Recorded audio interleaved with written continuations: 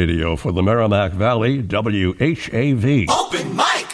Every Monday night, the Open Mic Show brings interesting guests into your homes, presents your take on current events, and dabbles in little-known local history. I'm Tim Coco, your host, inviting you to join the chorus of community voices beginning at 6:30 Monday nights right here on WHAV. You may also watch this 50-year staple of democracy live at WHAV.tv and Haverhill Community Television, Channel 22. The Open Mic Show was brought to you by Northern Essex Community College, the Merrimack Valley Economic Development Council, and WHAV members. Remember, only local radio can bring you this talk opportunity, but only WHAV does. Wave weather!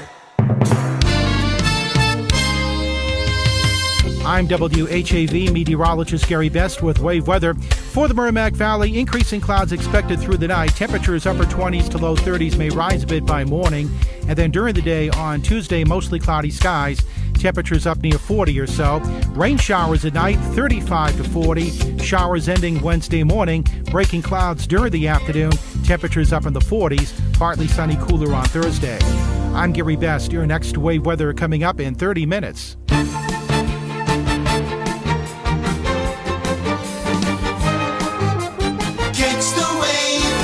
WHAV Open Mic.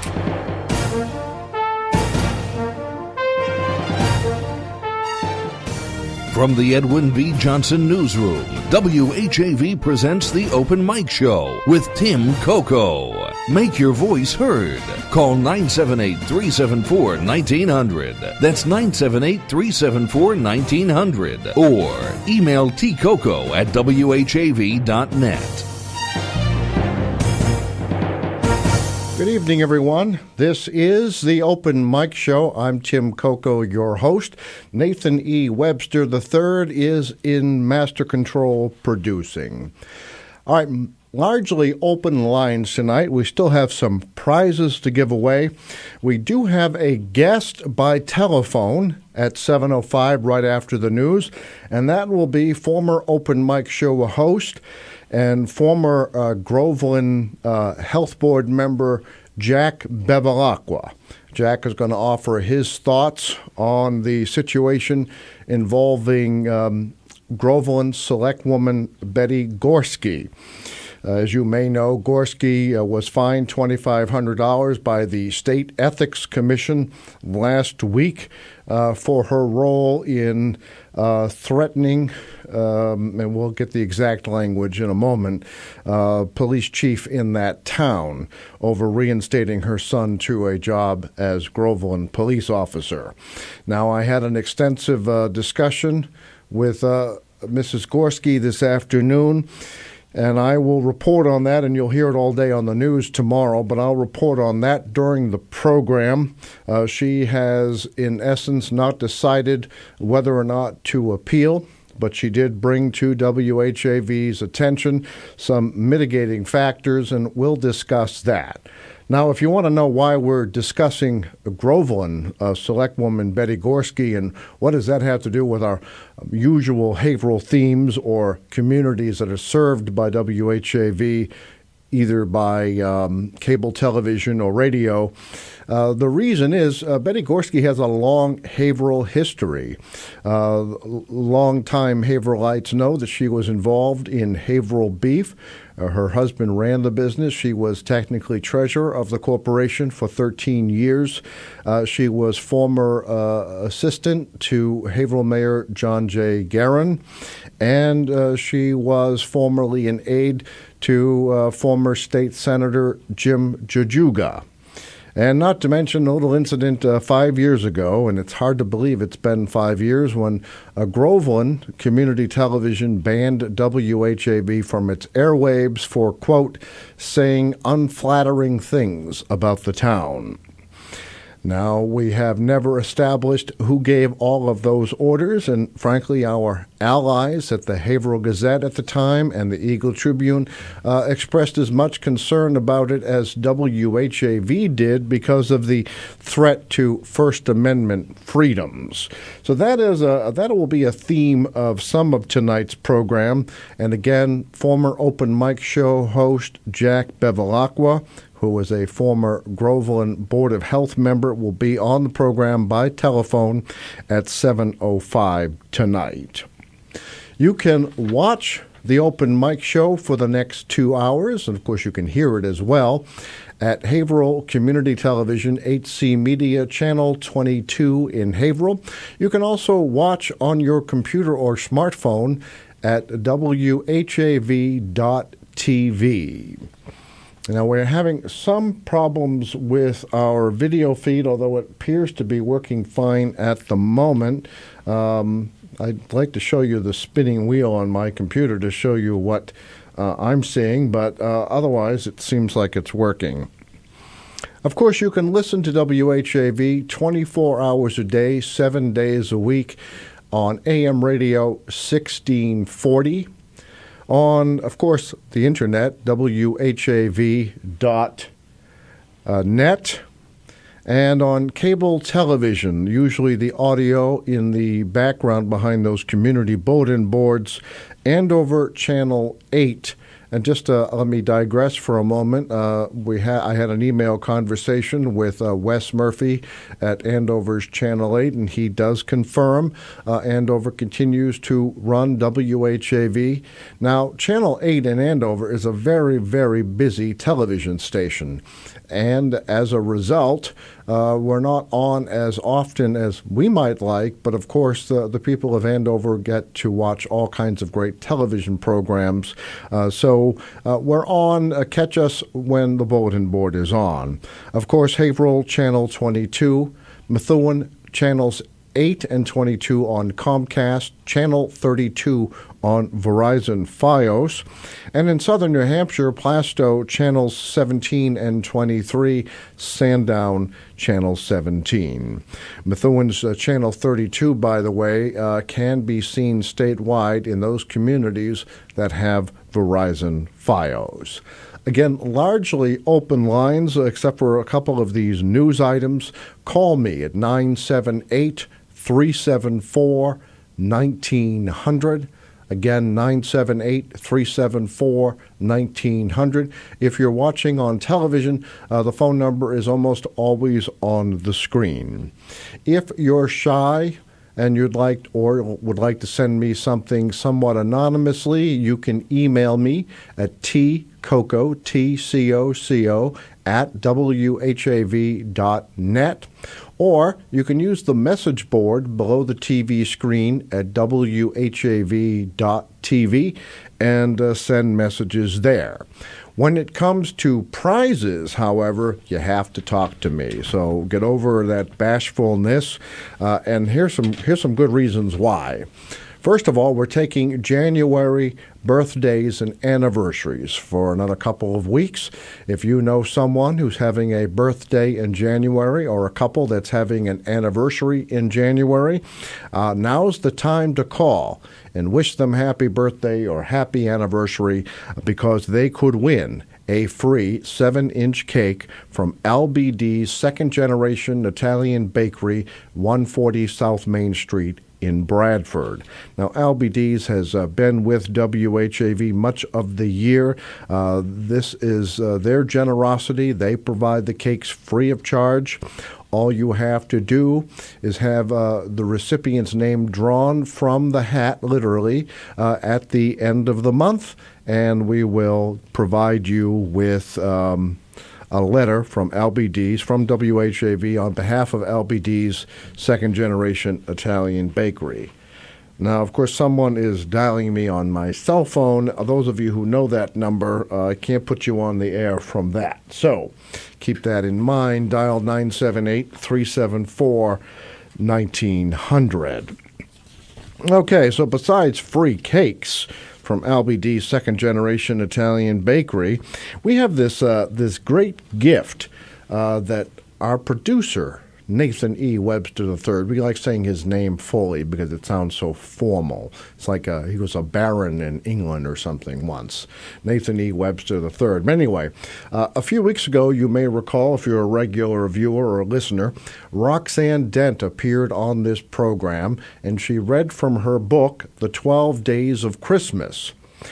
Now, Nate is challenging you. He bought several copies of this book.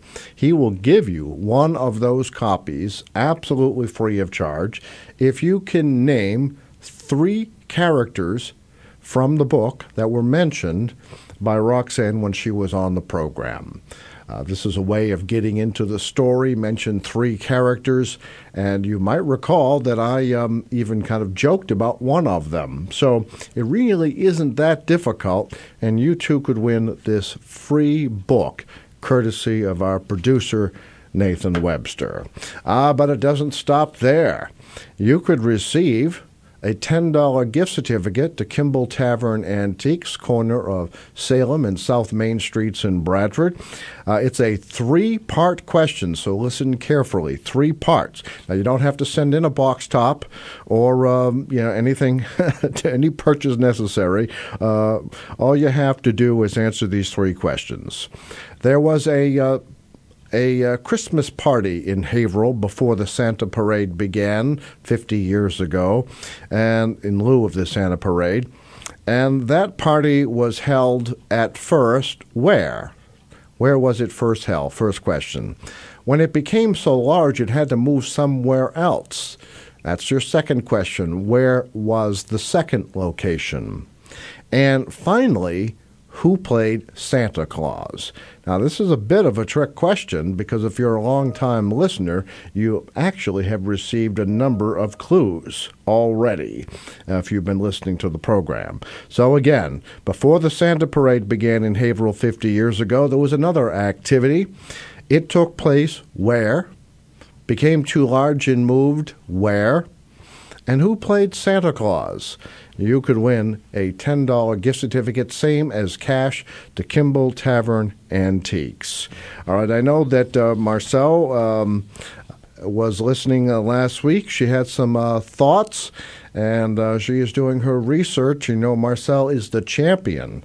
So if you want to have a chance at winning the gift certificate, think about this. It's not as difficult as it may seem. Try guessing. A number of people have won prizes on this show with simple guesses. All right, so those are the prizes.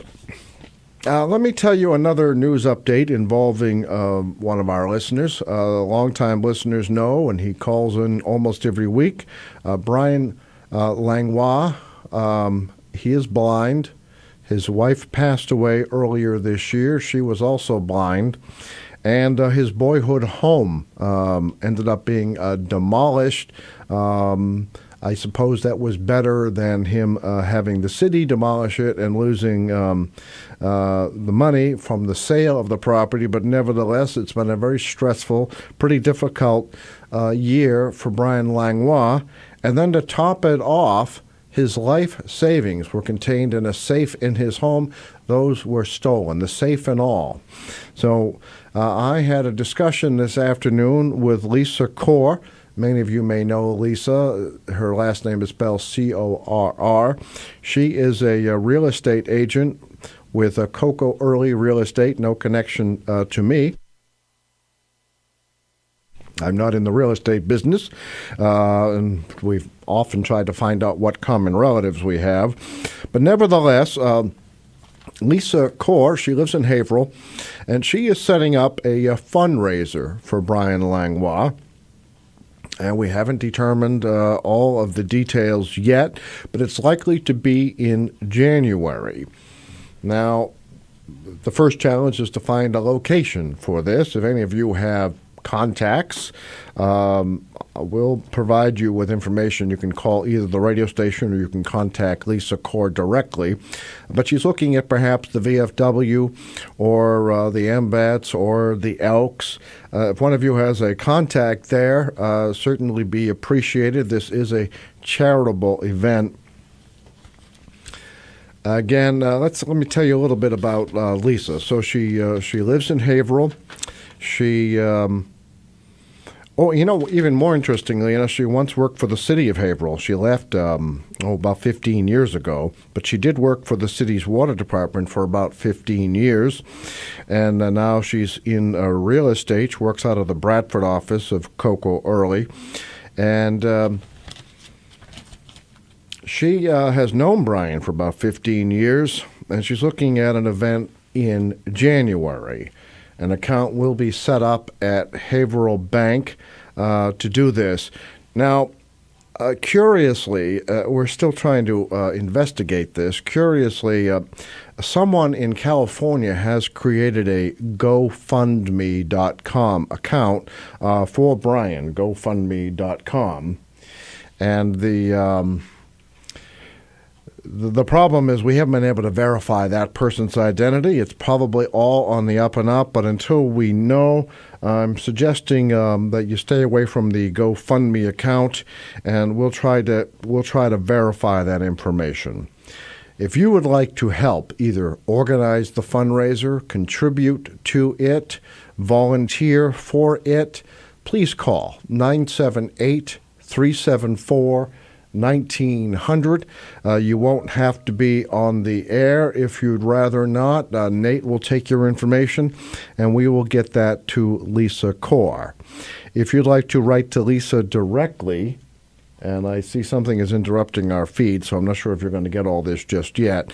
If you'd like to contact Lisa directly, her email address is lisa@lisacorehomes.com. Lisa, C-O-R-R, homes.com. All right. For those of you who may have been interrupted by this odd commercial that appeared in our feed, we're trying to resolve that now. You can contribute to Brian Langlois' cause by calling WHAV 978-374-1900.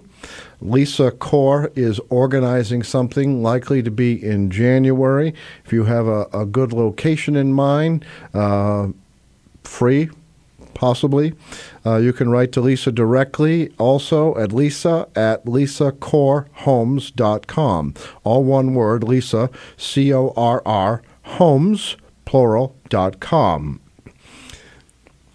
Okay, so that's some of that. Now, if you're just joining us, Jack Bevelaqua is going to be coming on the program by telephone, former Open Mic Show host, a former member of the Groveland Board of Health, and he's going to offer his opinions, and that's what they are, opinions, on Groveland selectwoman Betty Gorski being fined $2,500 by the State Ethics Commission.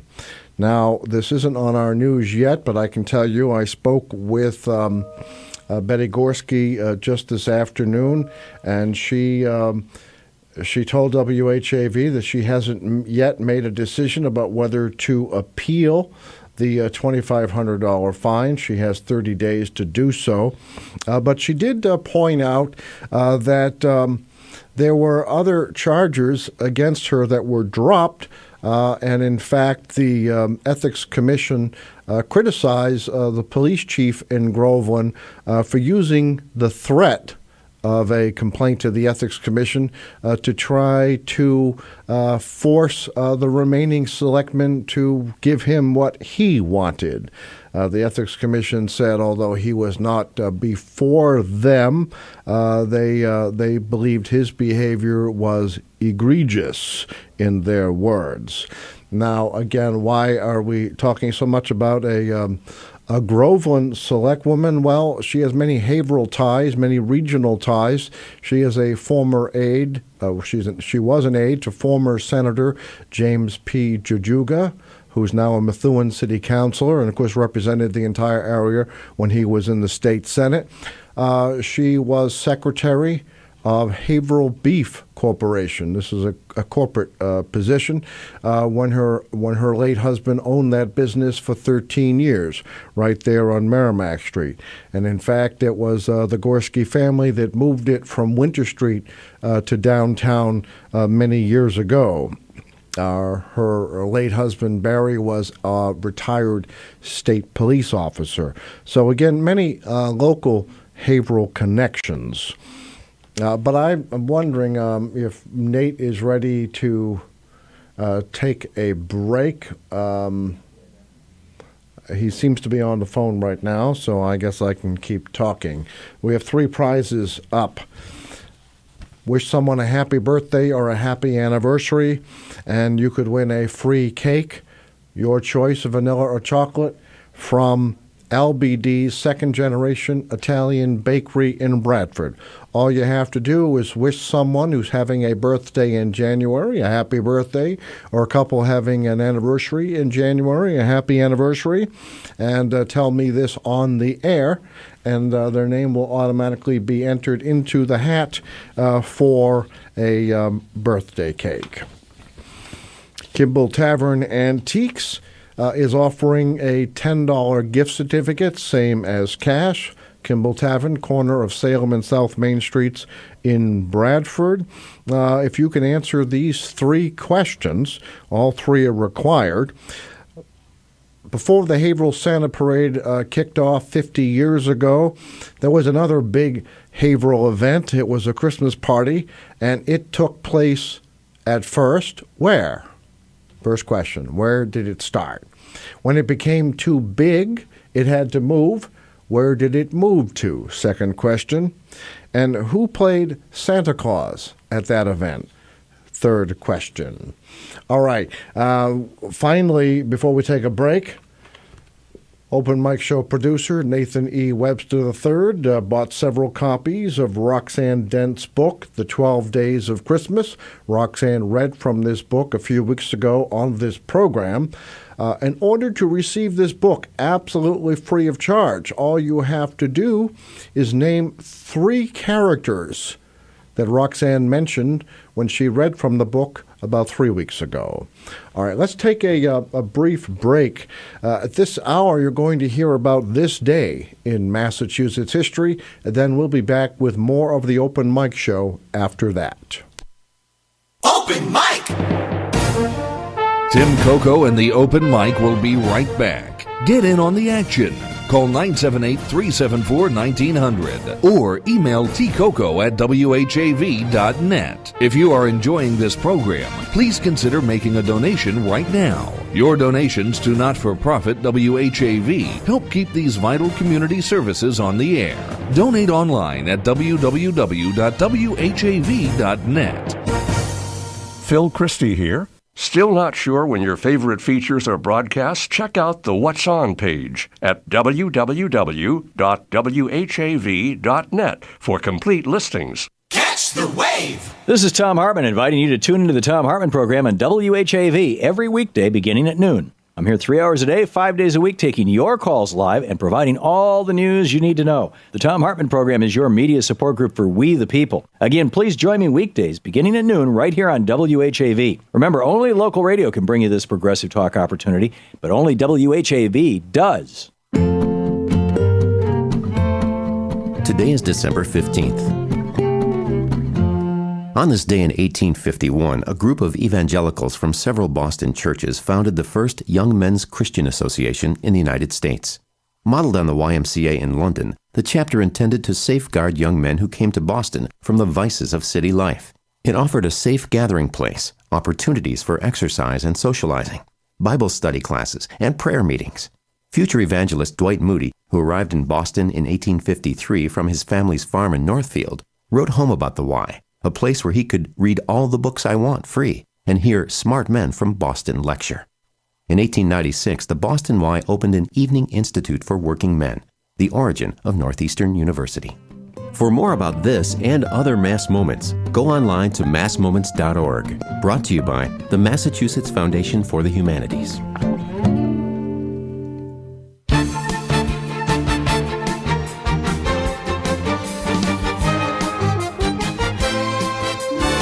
WHAV Open Mic.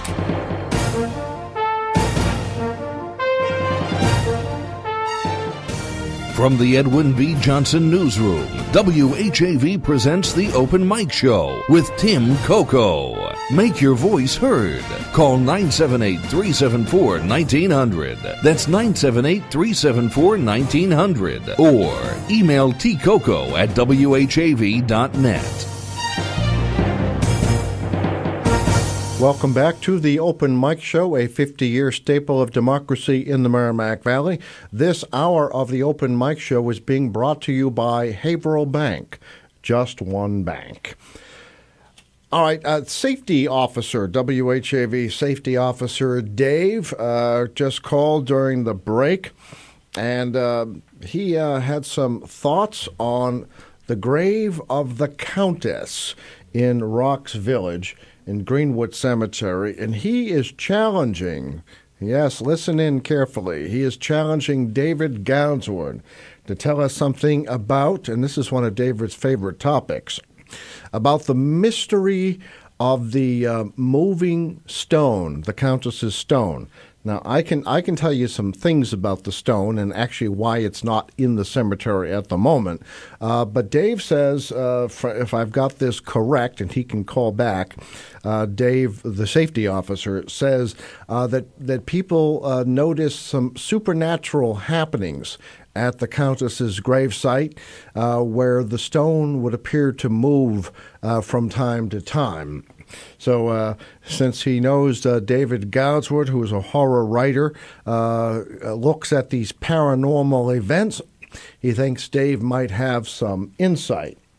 During the break, I took the opportunity to look at a story about the gravesite. This goes back to 1918, Rocks Village and Its People by Leonard Woodman Smith.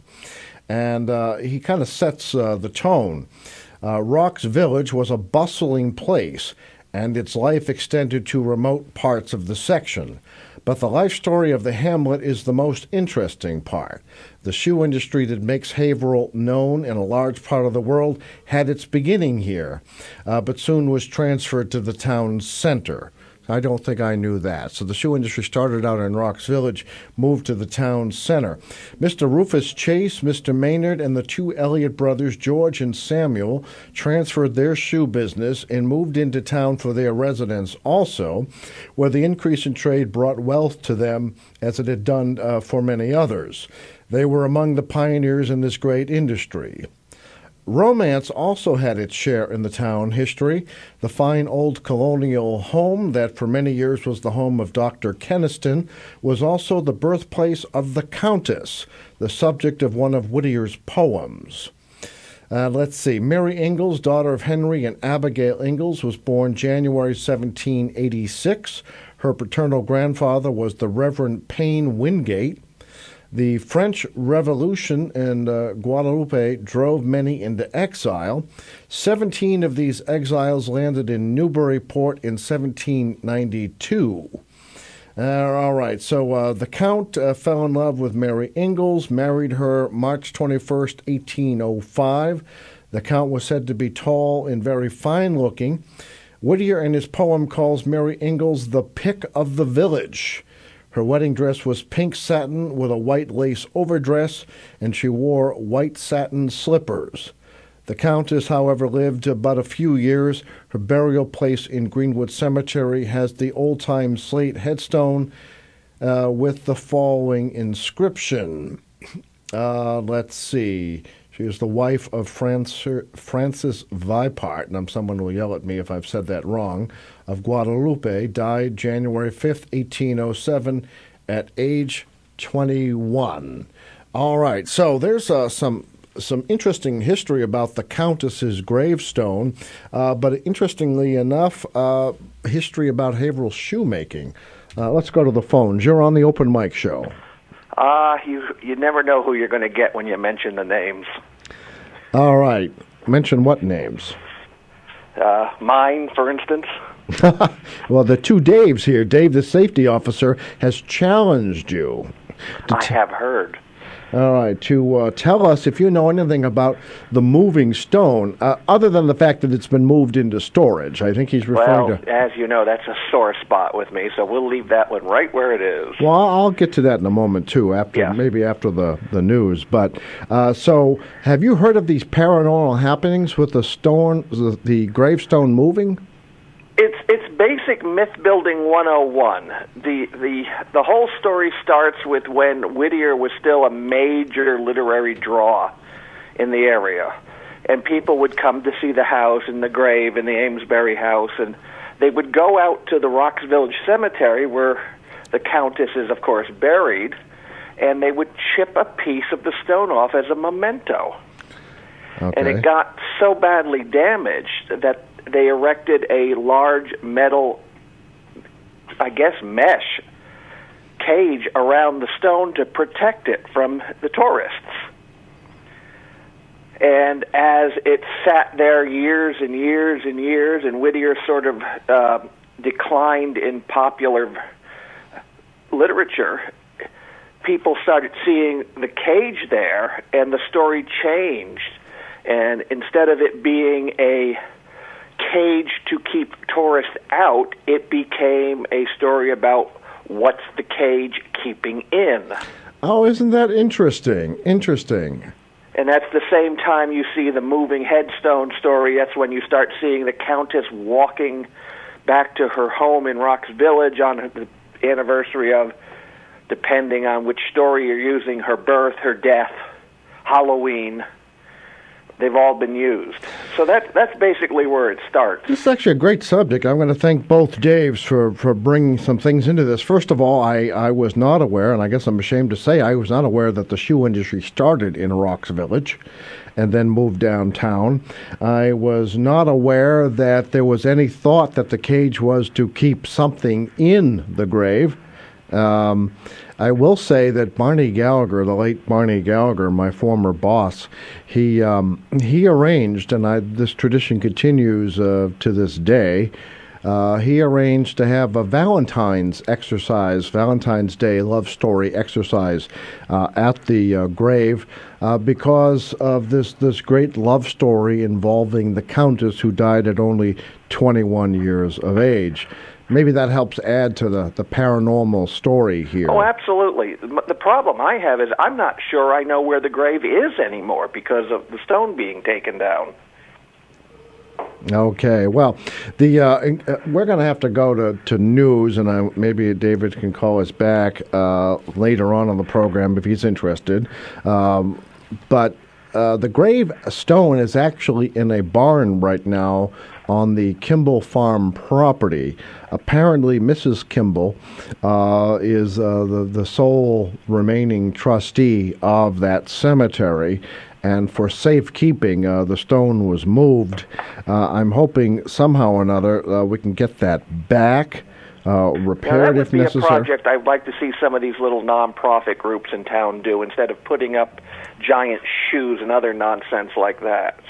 Well, actually, this might be the opportunity because Team Haverhill, if anyone reads, anyone like you, David, reads the news on WHAV or listens to it on the air, Team Haverhill is doing mini projects this year as part of their Haverhill program, and they'll fund $150 per project. I'm not sure what $150 gains us here, but maybe it's a good idea. Maybe the $150 is all that's needed to fix a few welds on the cage or something like that. No, the cage was completely destroyed when the car went through the fence. It's my personal suggestion, not that anybody has asked me, by the way, would be to take the headstone that's the original one and put it in a safe place, whether that's the birthplace or Amesbury House or maybe even the pump house at Rocks Village, and put up something new, a modern headstone just to mark the grave with the original transcription of the stone on it.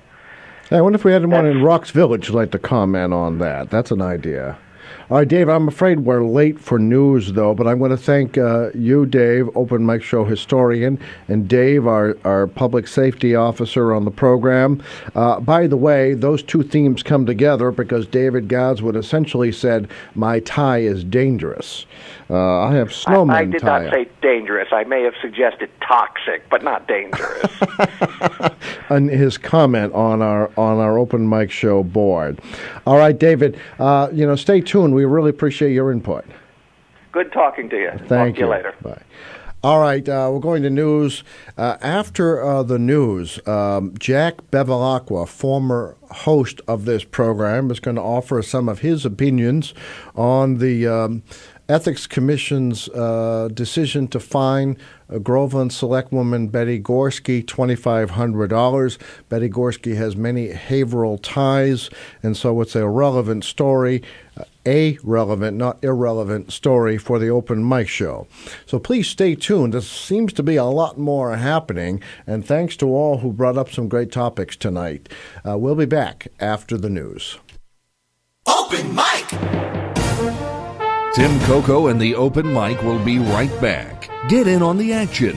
Call 978-374-1900 or email tcoco@whav.net. If you are enjoying this program, please consider making a donation right now. Your donations to not-for-profit WHAV help keep these vital community services on the air. Donate online at www.whav.net. It's 7:05. WHAV Merrimack Valley. WHAV is a not-for-profit service of Public Media of New England Incorporated. It's heard on 1640 AM, the web, at whav.net, and participating cable television stations.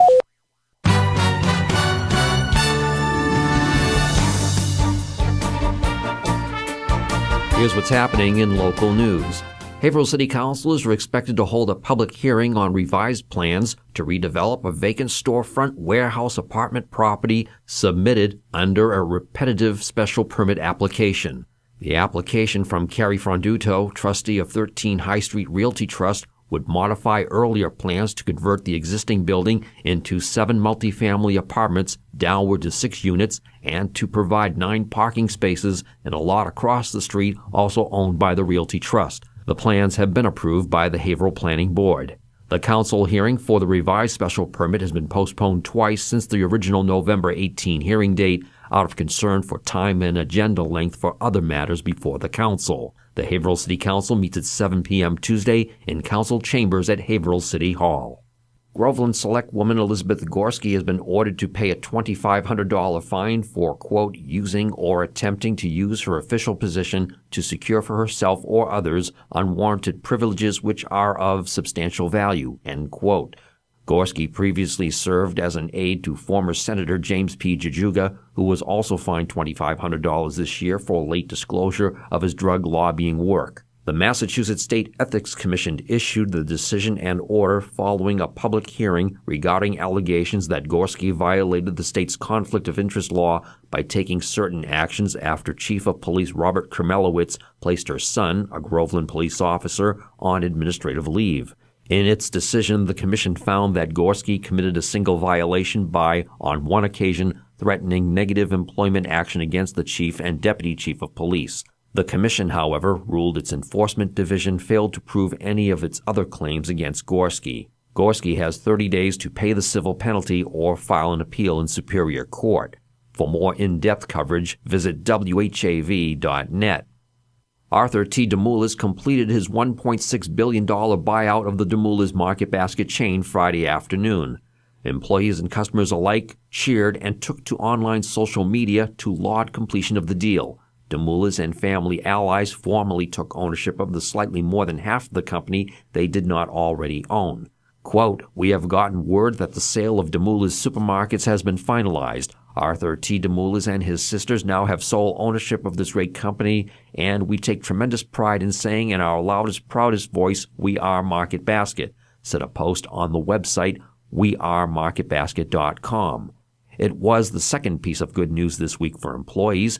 Earlier, 25,000 employees shared $49 million in bonus money. For more details, visit whav.net. In local high school sports, the Haverhill Hillies boys varsity ice hockey team takes part in a tournament at the Janus Rink in Dracut. They will square off against Lowell Catholic. For more schedule details, visit whav.net. Remember, WHAV is the only Haverhill-based news source, and it's always free. In the Edwin V. Johnson newsroom, this is Dana Esmel. From Feature Story News in Washington, I'm Rebecca Foster. New South Wales police have confirmed that the Sydney hostage siege is over after heavily armed officers stormed the cafe.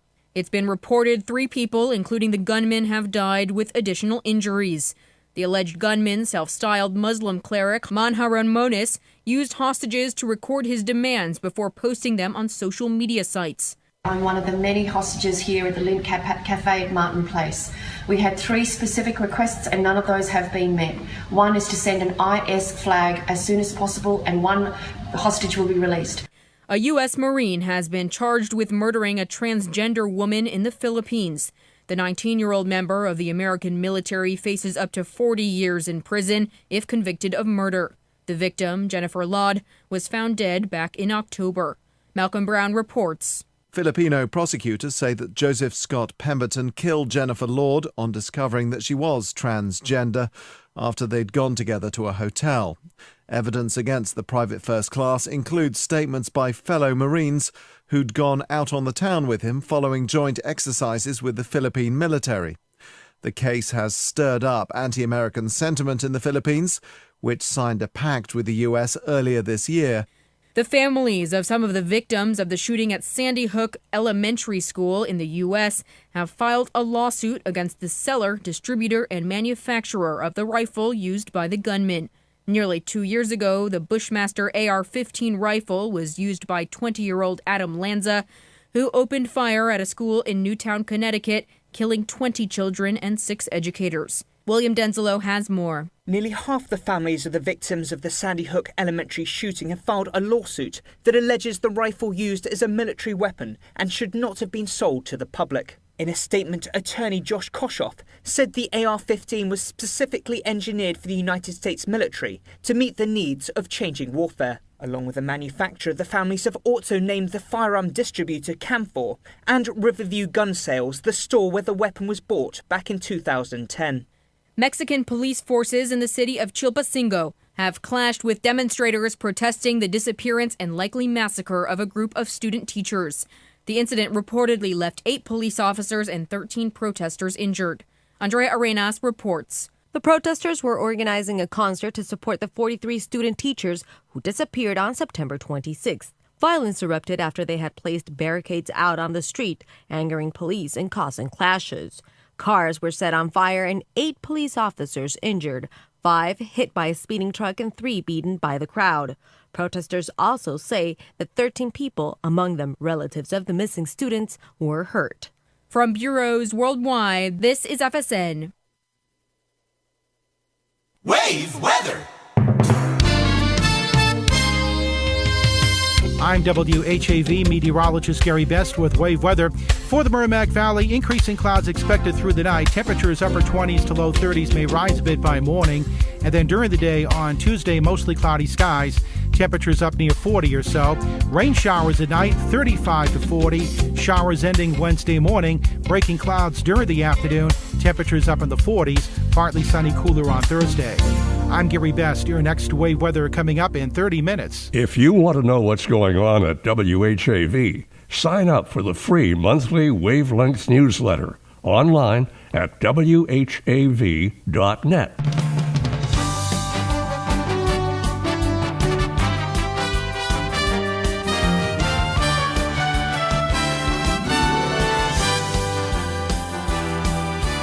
WHAV, Merrimack Valley. Open mic.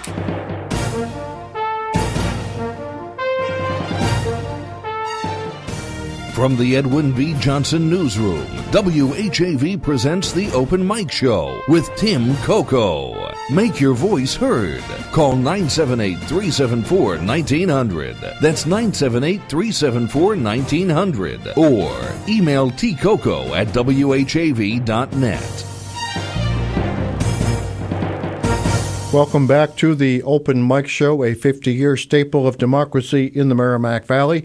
This hour of the Open Mic Show is being brought to you by Haverhill Bank, just one bank. Okay, on the phone, we're going to have, as soon as possible, Jack Bevelaqua, former Open Mic Show host, who is going to give us his opinions regarding Groveland selectwoman Betty Gorski, who was fined $2,500 by the State Ethics Commission. Let me tell you just a few things. I talked with Mrs. Gorski this afternoon. She said she has not yet made a decision on whether to appeal the State Ethics Commission's decision. She did say, however, she feels vindicated that only a single count was used against her, and that was an argument she had with the chief of police at a local restaurant. Again, the relevance of this to WHAV listeners, although Groveland Community Television banned WHAV from its cable TV system exactly 5 years ago, and Jack may talk about that, Betty Gorski has many Haverhill connections. She was secretary of Haverhill Beef, corporate secretary of Haverhill Beef, when it was operated by her husband for 13 years in downtown Haverhill. Barry Gorski, who passed away in 2010, was the person who moved Haverhill Beef from Winter Street to Merrimack Street. And she was also an aide to former Haverhill Mayor John Guerin, who at one time worked for Haverhill Beef. And she was also an aide to former State Senator James P. Jajuga, who was also fined $2,500 earlier this year for violations of the state's lobbying law. So we're trying to reach Jack Bevelaqua.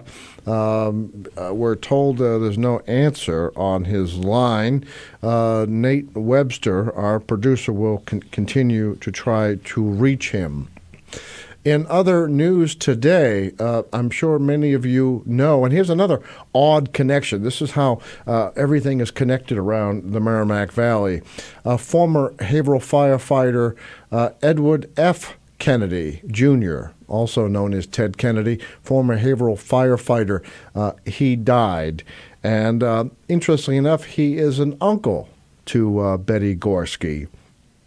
Small world indeed. I remember firefighter Kennedy very well, very, very active in the community, very active in the Fill the Boot drive annually for the Muscular Dystrophy Association. And in fact, he is remembering them even in death. He's asked for contributions in his memory be made to the Muscular Dystrophy Association. Haverhill Mayor James Fiorentini is in the news. He is about to take the reins as president of the Massachusetts Mayors Association. That will happen probably at the annual meeting of the Mass Municipal Association, which is the parent group, in January. The mayor's been first vice president. Interestingly enough, below him is the new mayor of Boston.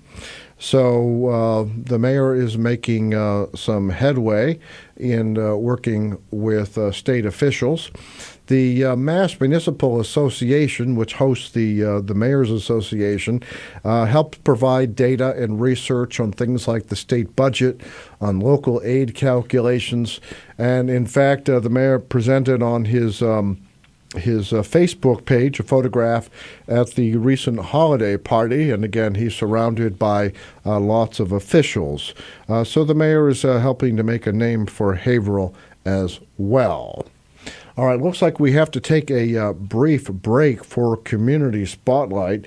We're going to keep trying to reach Jack Bevelaqua, who had asked to be on the program to offer some insight into the Gorski matter. You can just stand by, and we'll be back in just 1 minute. Open mic! Tim Coco and the Open Mic will be right back. Get in on the action. Call 978-374-1900 or email tcoco@whav.net. If you are enjoying this program, please consider making a donation right now. Your donations to not-for-profit WHAV help keep these vital community services on the air. Donate online at www.whav.net. Stay informed each day with local news, coupled with Pacifica's worldwide coverage. Only local radio can bring you local news, but only WHAV does. Community Spotlight.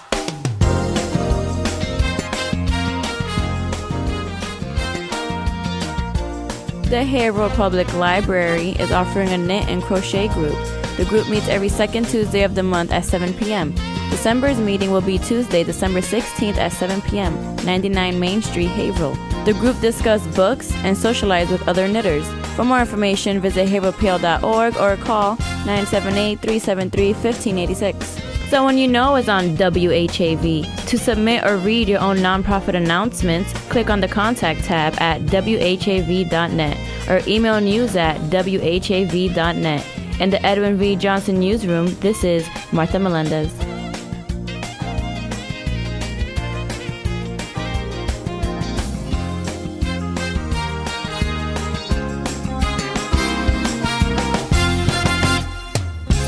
WHAV Open Mic.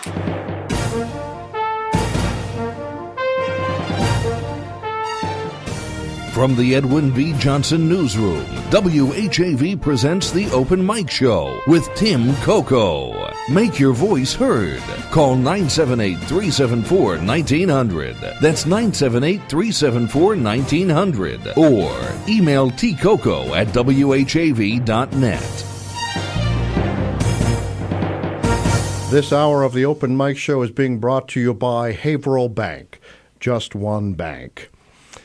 All right, all kinds of things to catch up on. We're trying to reach Jack Bevelaqua by telephone. He had asked to be on the program to offer his insight into the Ethics Commission decision to fine Groveland selectwoman Betty Gorski, who has many Haverhill ties, $2,500. All right. We're taking January birthdays and anniversary wishes.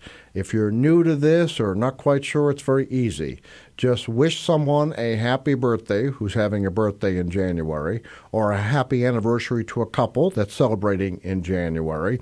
The recipient's name will be added to the hat, and we'll draw a winner the last Monday of the month for a free 7-inch cake from LBD's second-generation Italian bakery, 140 South Main Street in Bradford.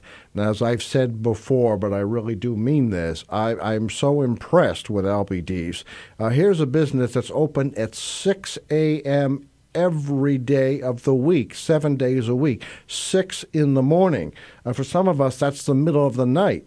So we really thank them. So if you win a cake, you'll receive a letter from WHAV. You call LBD's second-generation Italian bakery. All the information's in the letter. Just tell them if you want vanilla or chocolate. They'll bake it fresh. And when you go to pick it up, bring your WHAV letter with you as a proof that you've won, and you'll be able to take that cake. Hey, there's a cliche there. You can take the cake and eat it too. All right. You must have friends, coworkers, neighbors, even that person down the street that you really don't like. You get him or her a birthday cake, chances are he or she will invite you over for a piece. So this is really win-win. Call 978-374-1900 to wish someone a happy birthday.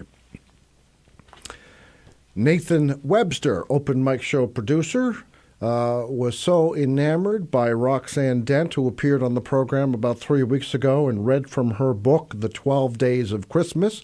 Nate has purchased extra copies of the book, and he is giving one away to you. All you have to do, it's very simple, really. Think back to the show 3 weeks ago and name 3 characters' names you heard from the book. Just name 3 characters and you will win the book. It's as simple as that. Finally, our friends at Kimball Tavern Antiques, corner of Salem and South Main Streets in Bradford, longtime supporters of the Open Mic Show. Every now and then, Nate will show you a photograph of their beautifully restored building, historic building in Bradford. But here's the question to win a $10 gift certificate. It's a 3-part question. Before the Santa Parade kicked off 50 years ago in Haverhill, there was another big annual event, a Christmas party, and it started where? Name the location. It's a public location. Name the location of the Christmas party. And then when it became too large, it had to move, and it moved where? Name that location. And then finally, someone played Santa Claus every year at those events. Name the person who played Santa Claus. Really, if you think about it, and when you hear the answers, you'll say, of course. So this is relatively easy. So give that some thought, and you could win a $10 gift certificate to Kimball Tavern Antiques. Okay, those are the prizes. Now, this afternoon, I spoke with Lisa Corr, C-O-R-R. She is a realtor in Haverhill for Coco Early, no relation to me, and worked for the city of Haverhill for 15 years, leaving in the year 2000 in the water department. And she is organizing a fundraiser for longtime WHAV listener and participant Brian Langlois. Brian has had a horrible year. He's blind, first of all. His wife was blind, and she passed away earlier this year. He had trouble selling his boyhood home on School Street downtown when the city condemned it and nearly cost him the sale. And then amazingly, his life savings was stolen. He had his life savings in a safe in his home. It was stolen. WHAV has a call in to Haverhill Police Detective Joseph Benedetti to see if there's any hope for recovery. But meanwhile, Brian is facing the holidays without his life savings. And Lisa is organizing a fundraiser, and here's how you can help. One, Lisa is looking for a location for the fundraiser. The options might be Yacht Club, Elks, VFW, AmVets, but to make this more successful, she's looking for a donation of the space. So if you have a contact and you'd like to step up and donate the space for the fundraiser, please contact WHAV 978-374-1900, and we'll get that information to Lisa. If you'd like to write to Lisa directly by email, you may also do that. Her email address is lisa@lisacorrhomes.com. Lisa Corr, C-O-R-R, Homes with an S on the end, all one word, .com. The event is likely to take place in January. Again, location to be determined, date to be announced. Or you can help right now. A fund will be established at Haverhill Bank, and pledges are gratefully accepted. Again, we'll do what we can to help facilitate this. Brian is a longtime Open Mic Show listener, back before my time, and a longtime WHAV supporter, and a personal supporter when I ran for office. So he's a friend indeed, and now a friend in need. So if you can help, Really, I know that this time of year, everyone is asking for help, including WHAV. But if you can help, call the show. Nate will take your information. We'll get it to Lisa, 978-374-1900, or you can write to Lisa directly by email if you have it, lisa@lisacorrhomes.com. Lisa, C-O-R-R, Homes, with an S on the end, all one word, .com. All right. Nate, our producer, has left a message for Jack Bevelaqua. We'll see what comes of that, maybe after the weather. There is a 2-hour time difference between us and where Jack is, and maybe that contributed to the concern. But let me tell you, if you haven't been to WHAV.Nate, WHAV.Nate, no, that's perfect. See, he's confusing me. WHAV.net. It contains the area's most comprehensive local news. In fact, WHAV is the only Haverhill-based news source. Dana Esmel does a bang-up job every morning as WHAV's news director. But now listeners are noticing and readers are noticing. WHAV's Facebook page is up to 734 likes. If you like the idea of local news presented free every day, then at least like WHAV on Facebook. Here are some comments. Someone was on Facebook telling people that there's all kinds of news at WHAV, and Michelle wrote, "Shout that from the rooftops. WHAV.net is the only place to actually get Haverhill news." She says a little more, but we'll leave that out. Some people say they read it every day. Other people thanked Michelle for the tip. And then yesterday,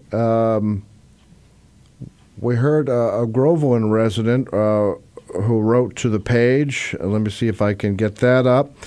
Steve from Groveland wrote, "While I was aware of the Gorski thing," because that was on Facebook, "I wasn't aware the WHAV was still kicking and had a website running. I just spent way too much time there, and I'll be sure to check in once in a while." Other comments, someone wrote, "I get tired of paying for a paper that has more news about North Andover, Andover, Pelham, Salem, etc., and very little about Haverhill, so thank you. Now, if I can just get my hubby to let me cancel the paper." Another person wrote, Paul, "I agree the WHAV site is good for viewing the news, albeit slow as molasses. Takes a while to load up. But we're working on that. You know, the site became very popular very quickly, and we're going to have to add some capacity to that." And someone else criticized newspapers sensationalize news. It's not my intent to raise WHAV up by pushing someone else down. The newspaper business is very, very tough these days. It costs a lot to print a paper, deliver it, and so on.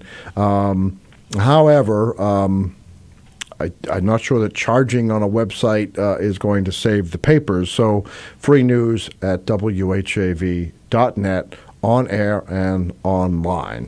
Let's take a brief break for local weather.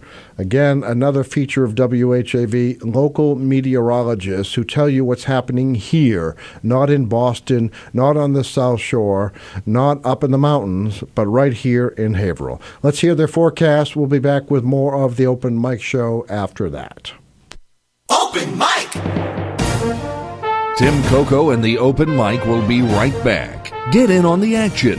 Call 978-374-1900 or email tcoco@whav.net. If you are enjoying this program, please consider making a donation right now. Your donations to not-for-profit WHAV help keep these vital community services on the air.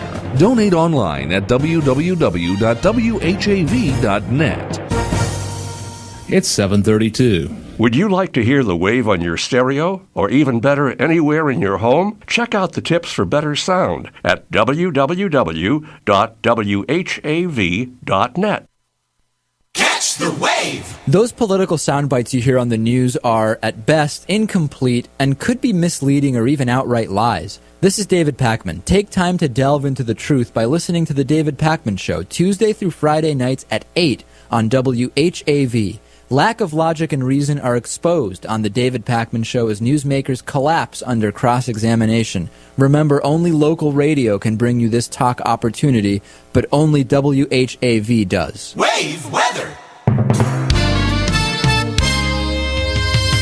I'm WHAV meteorologist Gary Best with Wave Weather. For the Merrimack Valley, increasing clouds expected through the night. Temperatures upper 20s to low 30s may rise a bit by morning. And then during the day on Tuesday, mostly cloudy skies. Temperatures up near 40 or so. Rain showers at night, 35 to 40. Showers ending Wednesday morning. Breaking clouds during the afternoon. Temperatures up in the 40s. Partly sunny, cooler on Thursday. I'm Gary Best. Your next Wave Weather coming up in 30 minutes. WHAV Open Mic.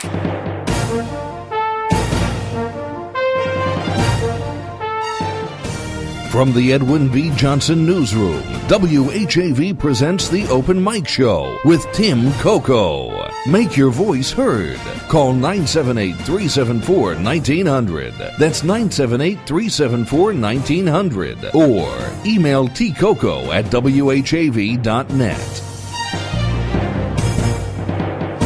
Thank you, Gary Best, for the local weather forecast. The last hour of the program was brought to you by Haverhill Bank, just one bank. And now the next hour of the program is being brought to you by the Merrimack Valley Economic Development Council. Smart companies choose the Merrimack Valley. And as I say from time to time, if you want a really complete listing of things to do, free and low cost, go to merrimackvalley.info, merrimackvalley.info. Click on Merrimack Valley Happenings. It's a newsletter. And you can read online a very good, relevant list of upcoming events. And then if you really like the newsletter, you can sign up free to get it in your email box every Tuesday. All right, those of you who, maybe I should hold this until after they finish, but there are some commercials playing tonight despite our best efforts. We're having some trouble with our video provider, and we're working on that. All right, let's go to the phones. You're on the Open Mic Show. Hello, Tim. Hi, Brian. You know, I feel bad that we're bringing you maybe some unwanted attention, but no, that's fine. I called to thank you for doing that. You know, you were giving a little history about Lisa, and then the thing cut out. You know. Yeah, well, those commercials aren't supposed to be on, if that's what you mean. Oh, I know that. You know, especially when they're commercials. The Ford F-150 and. Yeah, and they're even Walmart commercial. And they're even having these panels that show you who the agency was, and it's we're separately online with our provider trying to solve this because, frankly, we pay quite a bit of money to keep them from running commercials, and I think they're having some website problems because mine, I'm on their help page and it's just spinning. So I'll be spinning soon, too. That's technology for you, though. Yeah, I know. We use a lot of it to do what we do, but sometimes it's frustrating. But so you've known Lisa for 15 years, she tells us. Yeah, something like that, yeah. Now, the biggest concern Lisa and I had today discussing is that someone has created a GoFundMe account, GoFundMe.com. Yeah, well, I put my name in the search field, and I didn't find it. At least not yet. Well, see, that's a part of the thing. Lisa was in touch with the person who created it. That person's in California. And apparently she either heard it on our station, which can be heard worldwide, or somewhere, and decided to create the account. But I guess she didn't know the area zip code here, so she put in a Boston zip code, which makes it hard to find. Okay. But beyond that, since, I hate to be such a skeptical person, but I think in light of what you've gone through, we don't want a situation where people contribute to an online account only to have whoever created it abscond with the funds. So. Right. Well, I don't think she's going to do that. I believe that I asked that individual where she heard about this whole thing, where she's in California, and she said a Christian radio station in California, and that person got it from WCVB TV. All right. Boston. Yeah, Christian radio and WHAV don't go together. That sounds bad. Okay. We don't have Christian radio, Jewish radio. Yeah, so I don't know. Yeah, I don't know. But any event, okay. Well, so you've spoken to this person. Yeah, she called me first, and I put her in touch with Lisa because Lisa is excellent at organizing things. Very All right. methodical, very effective. Well, yeah, I guess out of an abundance of caution, we're just going to try to confirm that. But nevertheless, I guess an account will be set up at Haverhill Bank. And again, we can help screen calls. People can call here anytime, day or night, leave a message if necessary. 374-1900, and then we'll do what we can. I suspect someone will step up with a location for the event. Especially after the holidays. I don't think very many things are booked in January. No, right. But we're hoping for the best, and we'll be, as soon as all of this is organized, we'll have more on our website about how to either attend the event, help out at the event, offer a donation, or what have you. So, but you've had a hell of a year, if I may be so bold. Well, the funny thing is, though, when the new year came last year, and I said, here's hoping that 2014 is a good year because the last few haven't been so great. Well, yeah, I suppose. What can I say? Well, I guess Christian radio didn't help there, did it? I'm sorry, I'm being now sacrilegious, maybe, but anyway. But yeah, let's hope 2015 is better. What a year you've had.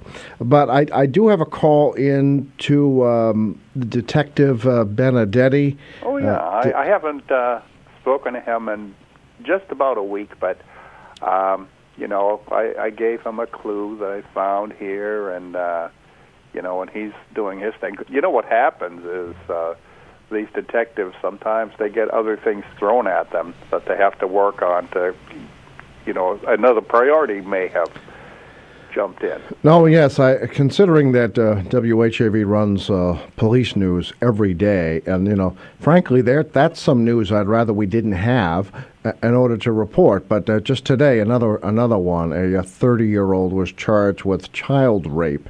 Then there's usually some heroin cases and some shoplifting, and detectives are needed for all of these cases. Right. So yes, they can get distracted, and that's too bad. Yeah. But I now, remember a detective named Gorski back in the 60s. I wonder if he's related to Betty. Well, it's funny. I don't know if you heard earlier, but this small world stuff. Yep. Firefighter Ted Kennedy Jr., not to be confused with the. I remember him. He passed away, and he is uncle to Betty Gorski. Yeah. Well, I remember him from the MDA lockup, because I was arrested one of those times there.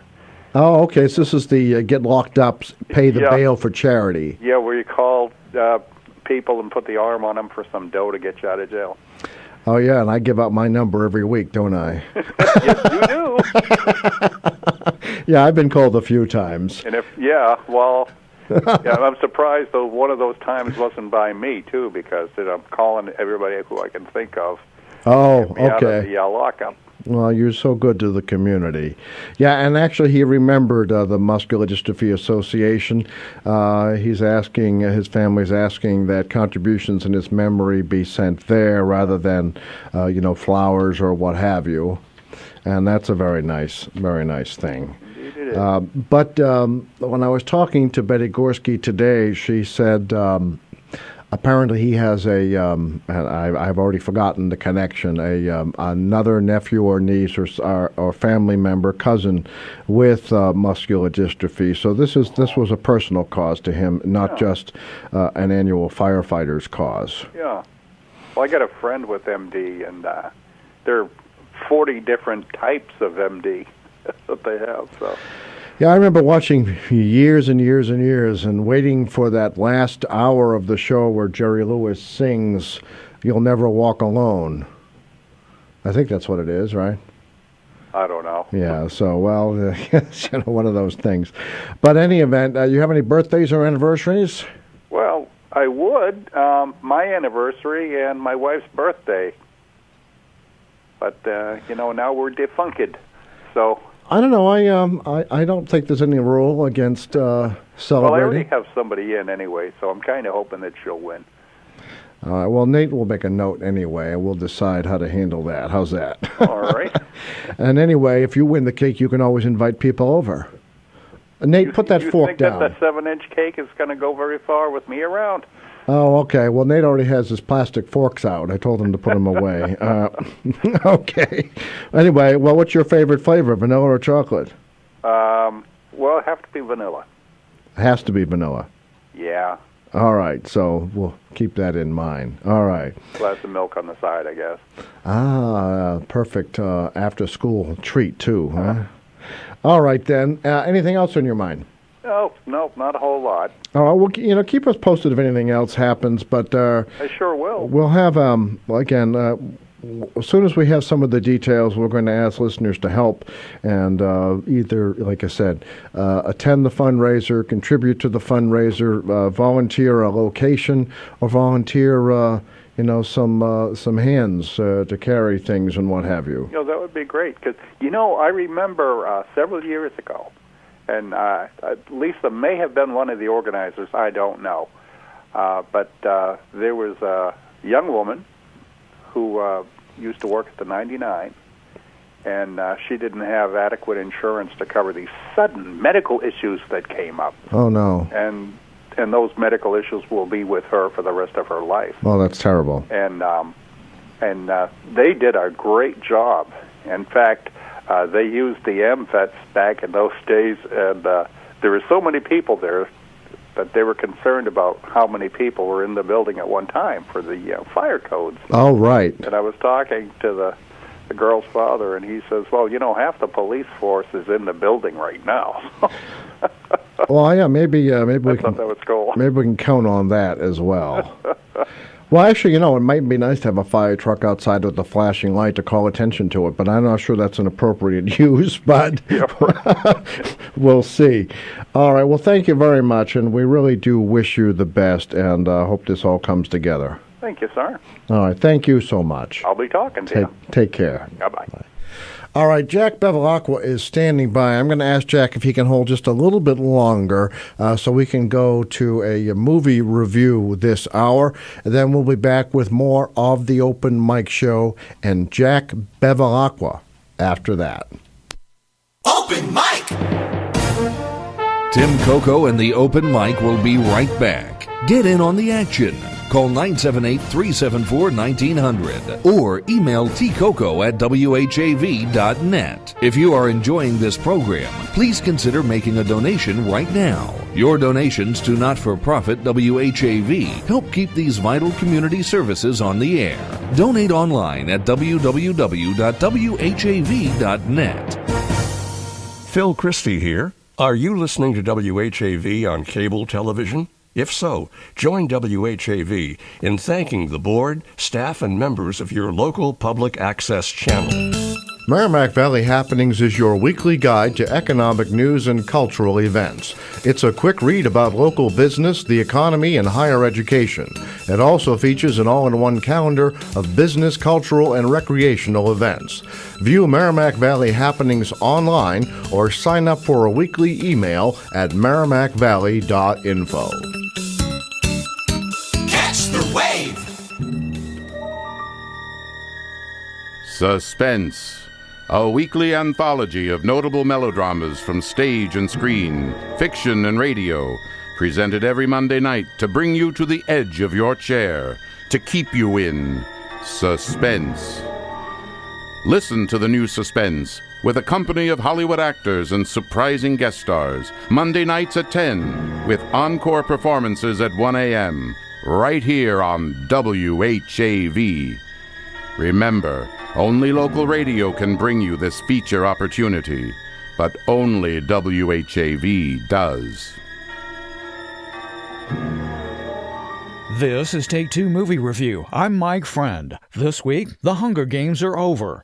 A famous South African jurist once said, all revolutions are impossible until they happen. Then they are inevitable. The Hunger Games Mockingjay Part 1 marks this departure in the legend of this franchise. While the politics associated with the society portrayed in the Hunger Games films was never far below the surface, the drama and suspense of the games themselves always took precedence, helped along with the cynical black humor of the courtiers in the capital. All that is now gone, having been replaced with the narrative of a particularly vicious civil war between the districts and the capital. Donald Sutherland's deliciously sleazy President Snow has gone full-on sadistic war criminal, think Hafez al-Assad, and the spunky Katniss, Jennifer Lawrence, is now playing for much higher stakes as the Mockingjay, symbol of the revolution. Lawrence captures the nuance as an Oscar winner should of Katniss the warrior, Katniss the propaganda star, Katniss the girlfriend of the Capitol-held captive Peeta, and curiously, Katniss the doubter, first about her role in the revolution, and then about the revolution itself, done with facial expressions only while listening to the speeches of President Coyne, leader of the revolution, played by Julianne Moore. This thread is not developed, yet, but the strains of Meet the New Boss, same as the old boss, come faintly to mind. While there's usually no better way to raise the ire of critics than to split up the conclusion of a franchise for revenue reasons, the Hunger Games Mockingjay novel is not so divided. The extra screen time doesn't slow the pace much and actually contains some thoughtful exposition. Mark your 2015 calendars now for November 20th, the release date for Part 2. This has been Take Two Movie Review. I'm Mike Friend. Catch up with us at Take2MovieReview.com and follow us on Facebook and Twitter at Take2_Review.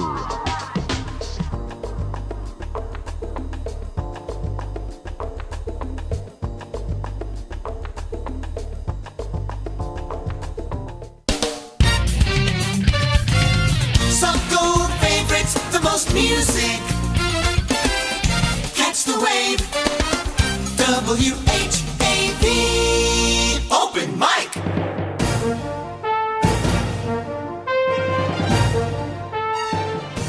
From the Edwin B. Johnson Newsroom, WHAV presents The Open Mic Show with Tim Coco. Make your voice heard. Call 978-374-1900. That's 978-374-1900. Or email tcoco@whav.net. This is the Open Mic Show. This hour of the Open Mic Show is being brought to you by the Merrimack Valley Economic Development Council. Smart companies choose the Merrimack Valley. All right, we have on the line now Jack Bevelaqua, former host of this program, and he can correct me if I'm wrong, 30-year member of the Groveland Board of Health. Jack, are you there? Yes, I am.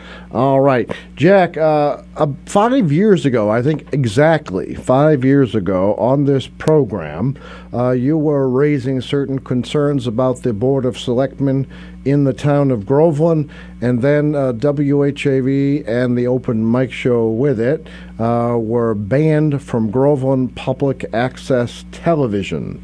With all of that as background, what are your thoughts on the situation in Groveland and specifically the fine by the State Ethics Commission against Selectwoman Gorski? Well, I think the fine was too lenient. I believe she committed a criminal act, and she belongs in a criminal court of law. That's my opinion. I think that her resignation should have already been submitted. So you're calling for her resignation? Her immediate resignation. Immediate resignation. Now, she's been on the Board of Selectmen for 15 years. Yeah, and in addition, I believe that she should be forced to resign, and I do believe that her pension should be those 15 years should be deducted from her time into the retirement system. That's an interesting question. I hadn't thought about this, but she worked for Senator James P. Jujuga. She worked for Haverhill Mayor John Guerin, and now she, for 15 years, has been on the Groveland Board of Selectmen. Is that job a paid job? Yes, it is. All right. So I don't know if they're different systems, the state and the. Let me explain. It's the same system. Okay. So those years as a member of the Board of Selectmen count towards a state retirement. All right, and I imagine state retirement comes with health care and the like. That's correct. And let me remind you that the retirement is based on your 3 best years earned. So. Oh, not your 3 final years, your 3 best years. 3 highest earning years. So those could possibly be during the time she was with Senator Jujuga. I suspect they were at the time that she was with Mayor Guerin. Well, okay, I don't know which ones were higher. I thought she was part-time under Guerin. I don't really know. All right. So you would think she should forfeit her state pension and resign as a member of the Groveland Board of Selectmen. Yeah. Yes. All right, now let me ask you this, if you were to make a prediction. Next May, she's up for re-election, but the board is being expanded from 3 to 5 members. Do you think she would win the election? No. All right, because, there are some people speculating on Groveland websites that they won't even be able to find 5 people to run. Well, that may be true. I don't think she should be allowed to run. All right. So she did. Well, I don't know if you heard how much of the program you heard, but it's always a little funny, for lack of a word, how everyone's related to everyone around here. But I did not realize that former Haverhill firefighter Ted Kennedy, who passed away, is her uncle. And then I started thinking about all the other connections. She was against an aide to former Haverhill Mayor John Guerin, who also worked for the Gorski family business, Haverhill Beef, for many years. That's correct, yes. I wonder if John Gorski is still alive. He was a good guy. Who's that? John Gorski. I'm not sure that I know who John is. He worked at Haverhill Beef under the previous ownership. And then he was a great guy, John Gorski.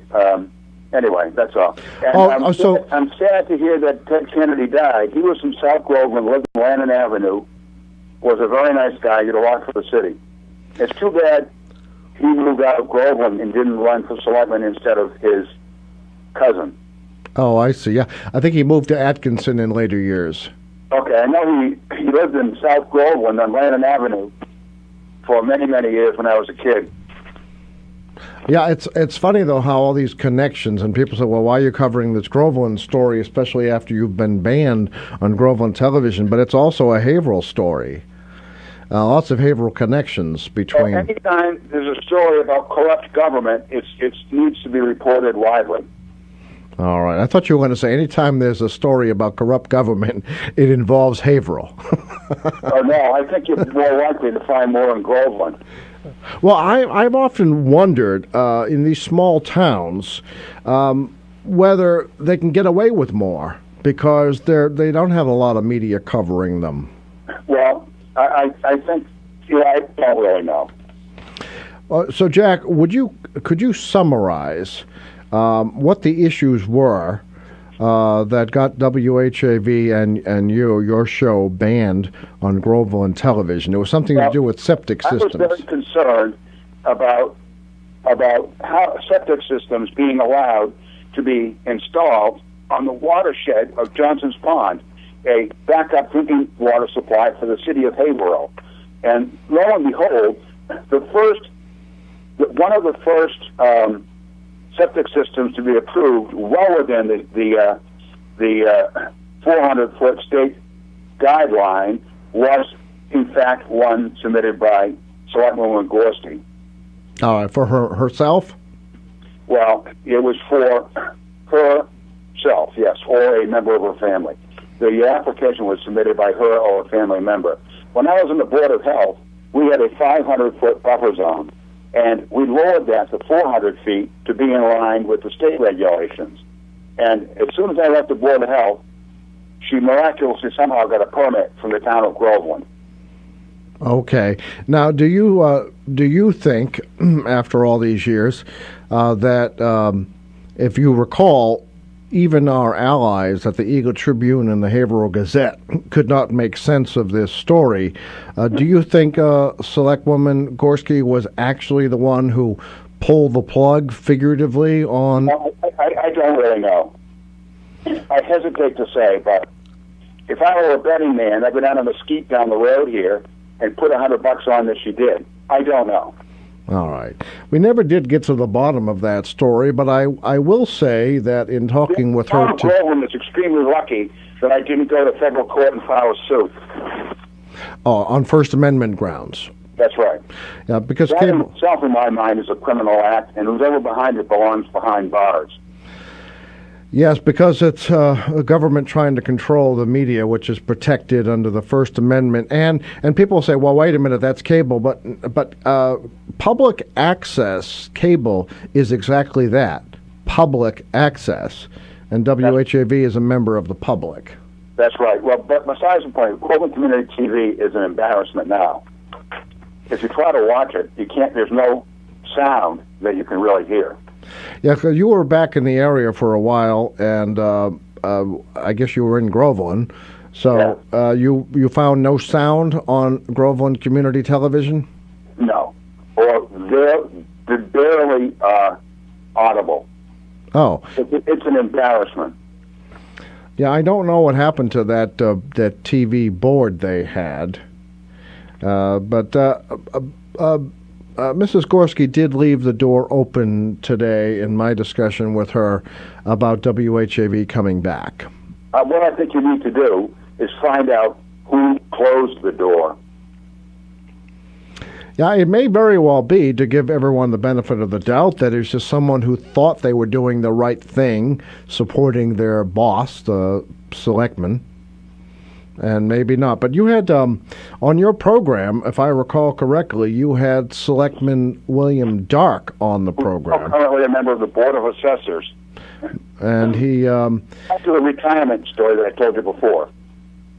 Say that again? An elected paid job.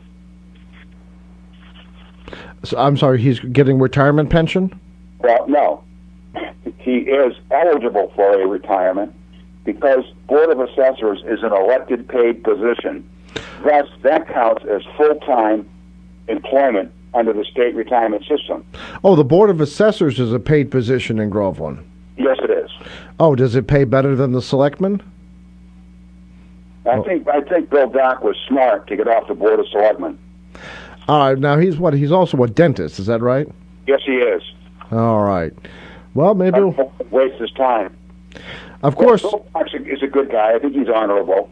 And I don't think he's guilty of any criminal acts. Now, what do you think of this? And it was in the Ethics Commission's findings, and Betty Gorski did point them out, and they'll be on the news tomorrow. It looks like the chief of police was considered by the Ethics Commission to be less than honorable. I read the report, and I think that whoever told you that is probably telling you a story. Well, it does appear in footnote number 6. This is the state for you. In footnote number 6, it says that the police chief used the threat of an Ethics Commission complaint to push the Board of Selectmen to do certain things. I don't believe that. You have to consider the source. All right. Well, it does appear the Ethics Commission went so far as to criticize not just Mrs. Gorski, but also the chief of police and its own enforcement division for not sharing some information with the Gorski legal team. It just sounds like it sounds like something that Brian, the caller who called just before, suggested. I think it was Brian, or maybe it was you. I'm getting old. That these small towns seem to have a lot of things going wrong that's off the public radar. Well, there's an awful lot going wrong in Groveland, and just look at all the houses being put up on Johnson's Pond, which will increase the biological oxygen demand and pollute the water. All right, because Johnson's Pond's in pretty rough shape now, and you're saying this would just add to those problems. Absolutely. There's no question about it. You were on the Board of Health for 30 years. Was Johnson's Pond a major concern? Well, the Groveland Board of Health, not just me, keep in mind, I wasn't the emperor of the Board of Health. When that rule, the rule was put in the early 70s by myself, I think Dr. Crook, and an engineer named Garen Carlson were on the board at the time, or John McCarthy, I'm not sure, at the request of the board of the city of Haverhill. At the time, if the setback was like 100 feet, which was the state setback, and the city of Haverhill made a formal request to the town of Groveland to increase the setback to 500 feet, which we did, which I think makes an awful lot of sense. In talking to hydrogeologists and other scientists, it makes an awful lot of sense. And that 100-foot setback was the law until Title V was revised about 10 years ago, when the state went to 400 feet. Then at that time, the Groveland Board of Health voted unanimously to go to 400 feet to be in line with the state. Okay, now way back when, I like to make these connections. So was Herb Nickerson the superintendent of water in Haverhill at that time? Yes, he was. All right, because I know that during Nickerson's reign, if you will, Canosa Lake was enlarged by building the higher walls, and new treatment systems were put in, and new cross-country pipe lines were built. So it sounds like something he would do to protect the backup water supply. That's right. And, I think that letter still exists on the Groveland Board of Health offices, unless it's been mysteriously disposed of. All right, now we had an item on the news last week about Johnson's Pond that went before the Haverhill City Council, where a woman was looking for some relief on her restricted property deed. And you and I spoke informally about that, and you thought that it was probably not a big deal. No, I believe, I'm familiar with the property, and there's a stream that runs through this woman's property, which feeds Johnson's Pond. And there's an impoundment there, like a small pond on this woman's property. And I think that the city wanted to protect water going into the pond to make sure that there was a continuing adequate resource. All right. I guess it was an inflow problem, nothing to do with public health. Okay. All right. We'll have to see what happened with that story. I'm not sure I recall what the council did with it, but we'll maybe look into that. Well, Jack, I really appreciate your insight. I can't believe it's been 5 years since the Open Mic Show and WHAV were banned in Groveland. That's an outrage, and Groveland is an embarrassment politically, and hopefully trustworthy people will run for office. You want to nominate anyone that we can see if they're going to run? Well, I believe that Richard Shaka should be elected selectman in Groveland. He was on the board before, is that right? Yes, he was, and he ran last time and was not elected. He's an honorable man, and I think that he should be elected. Okay. What else to think of? I think my brother should run too, but he won't. Oh, he won't. Okay. Your brother's in insurance. I can't think of anybody else right now. All right, so we have a nomination for Richard Shaka. To be a selectman. What's that? It's a pain in the neck to be a selectman. Well, I imagine on all of these jobs that any time there is a sidewalk repair, rusty water, and I suppose with a municipal light department, electric problems, they must get a lot of phone calls. I must say that the one board in Groveland that I think is doing a good job is the water department. I noticed that there's a new water tank that they installed, which I was opposed to, out on Wood Street. They did an excellent job with that, protecting the environment. They did a nice job putting that tank in without upsetting the natural flora and fauna to a great extent. So I think the water board is Jimmy Sheehan. He'd be a good selectman. Okay, let's put Jimmy Sheehan, Dick Shaka, and who else can we come up with? I don't know. Is that the Sheehan related to the restaurant Sheehan's? You know, I don't really think so. Okay. You know, I get confused by all the relations. Well, I just find it amazing that we're talking about an adjacent town and still a lot of Haverhill connections too. So, it's That's just, right. but I guess that's just the nature of the New England, isn't it? Well, keep in mind, Tim, I got elected to the Board of Health in 1972, the first year that 18-year-olds were allowed to vote. I was one of the first people in the United States elected to public office at the age of 18. Really? Yeah, that's true. Wow. I was the first one. Interesting. So when they lowered the voting age, that also changed the eligibility for public office. That's correct. And you ran and won. That's right. In fact, I defeated, remember John Cena, the famous wrestler? Not that I recall, but others may. Well, John Cena is a world-famous wrestler on the TV wrestling, and I defeated his father. Really? Yeah, because the Cenas, John Cena Sr. Went to Cardinal Cushing Academy and was a wrestler. And then they bought a house across the street from where FC Lumber used to be, and they lived there, and John ran for Board of Health, as did I, and somebody named Michael Bevelaqua. And I came out on top. Going back to Gorski's relatives, keep in mind that I come from Groveland. My mother was a Parker, and she had 12 brothers and sisters. I've got more cousins than anybody does, and a lot of them lived in Groveland. Okay, well, that explains all these connections. I was the Board of Selectmen at the time. So I used the family connection to my own gain to try to get votes. All my cousins voted for me, I think. Well, Nate seems to know who Cena is from West Newbury. Then the family moved to West Newbury. I don't know where John Jr. I don't know where he was born. His mother and father are very nice people, and so I'm glad that your son has done well. All right. Well, thank you. Well, more insight. Thank you very much, Jack. Appreciate your staying up late because of the 2-hour time difference. I know. It's 8 o'clock. Well, it's what, 10 where you... 6 o'clock here. Oh, actually, you're not staying up late. It's the other way around. All right. What time is it here anyway? What's that?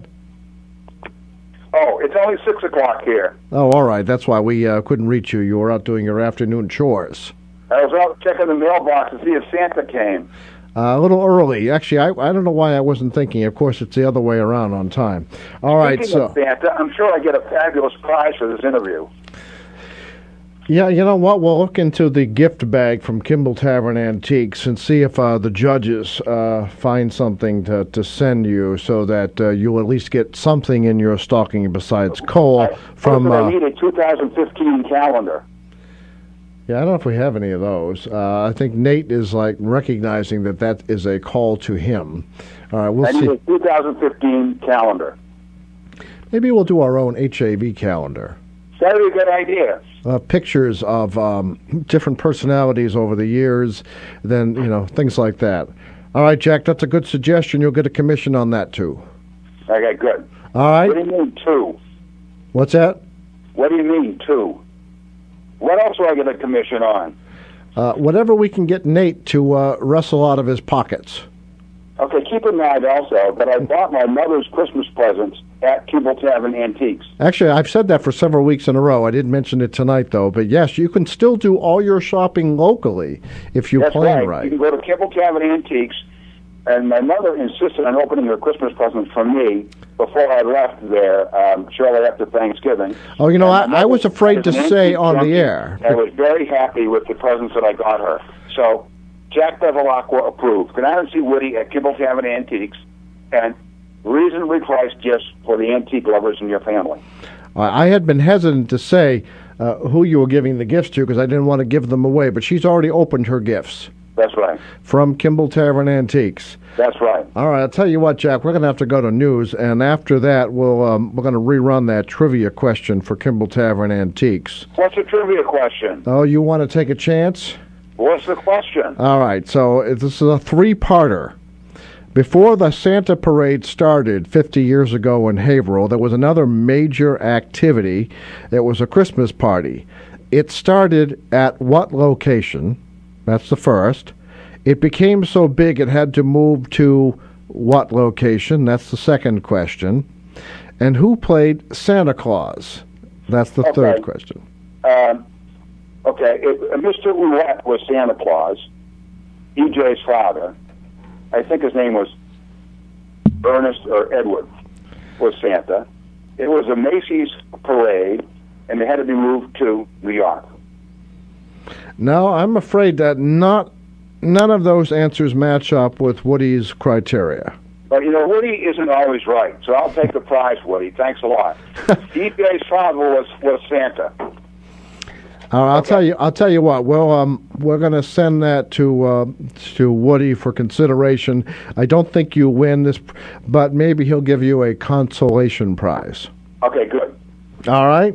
Thank you. Well, thank you very much, Jack. Appreciate it. Bye. Take care. All right. As it turns out, I'm going to ask Nate. I'm going to do some on-air instructions. Nate, if you could kind of trim things up, take out the national news. We'll run local news. And then we'll run local weather and community spotlight. That'll save a few minutes all together. And then we'll be back. I suppose I should give Nate a second to try to execute this on the computer system. So when he's ready, we'll take a break. But we're just going to take out some of the extra music in between, some of the extra announcements in between. We'll take out the national version of the news. We'll still run local. And then I'll work in a double here. This hour of the Open Mic Show is being brought to you by the Merrimack Valley Economic Development Council. Smart companies choose the Merrimack Valley.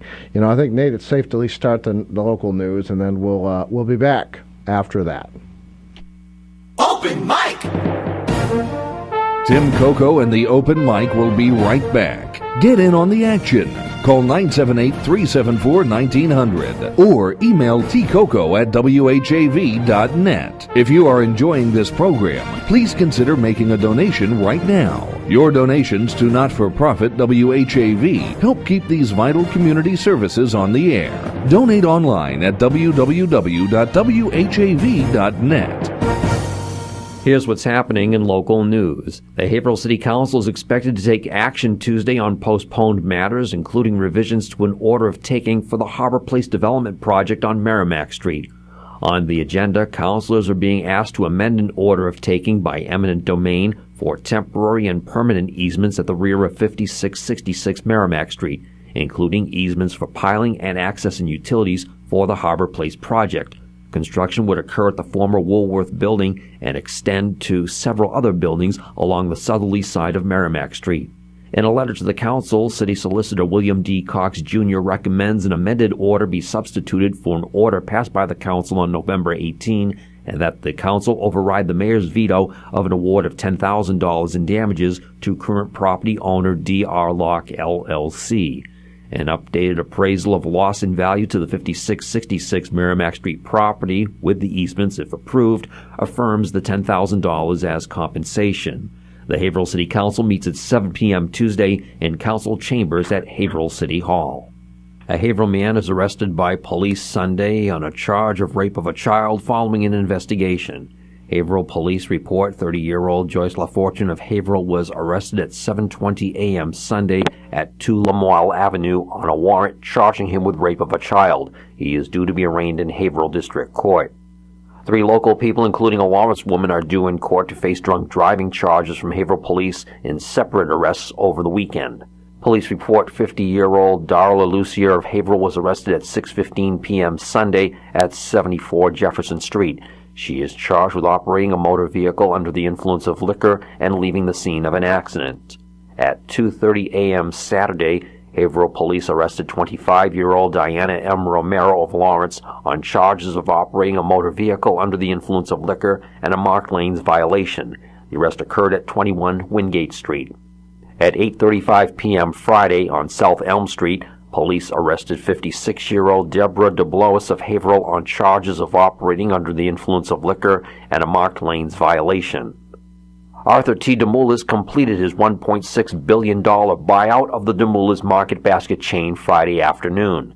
Employees and customers alike cheered and took to online social media to laud completion of the deal.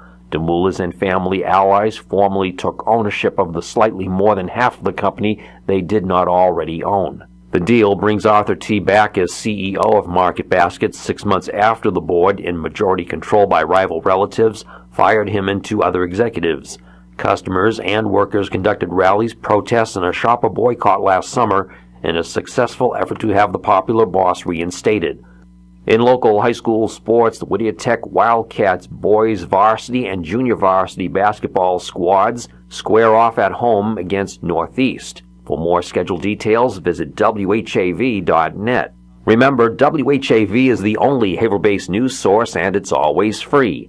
In the Edwin V. Johnson newsroom, this is Dana Esmel. Wave weather.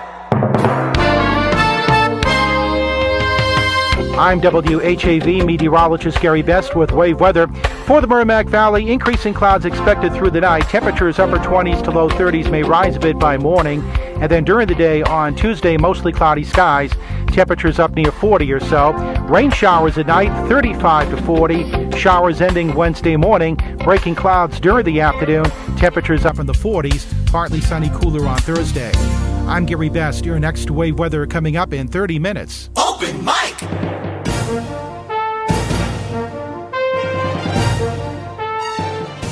From the Edwin V. Johnson newsroom, WHAV presents the Open Mic Show with Tim Coco. Make your voice heard. Call 978-374-1900. That's 978-374-1900. Or email tcoco@whav.net.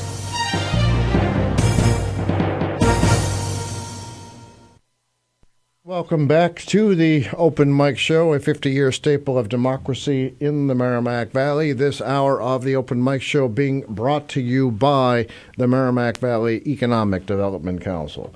And it looks like we have a phone call. Is that right? You are on the Open Mic Show. Yeah, how are you, Tim? Hi there, how are you? I'm not bad. Good to hear Jack. He got every one of your questions wrong. He's way off base. Yeah, I actually Macy's.